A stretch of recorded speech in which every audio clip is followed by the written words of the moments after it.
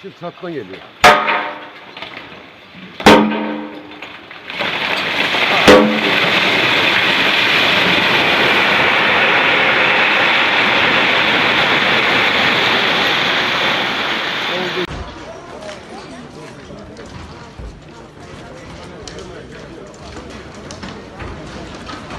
İstanbul AVM'nin orası. Bina geliyor. Allah'ım. Allah'ım sen koru Allah'ım. Dışarı çıkın! Evinin dışına çıkın! Gel! Devam! Gel! Yukarı doğru! Yukarı doğru! Hadi! Hayır lan video çekiyorsunuz ya!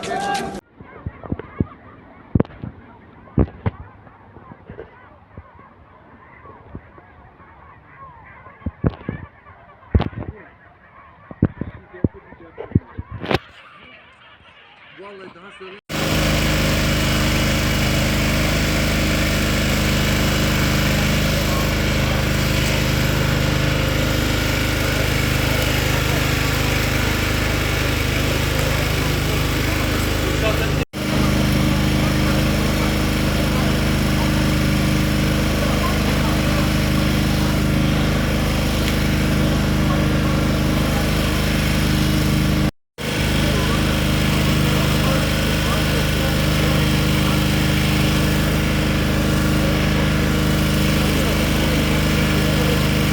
Kendisi benim arkadaşım. Normalde burada oturmuyor. O da arkadaşının eşyalarını çıkarmak için yardıma gelmiş. Sonra biz de aldığımız habere göre bina yıkıldıktan sonra enkazın altında kalıyor. Biz de onu duyunca koşup geldik.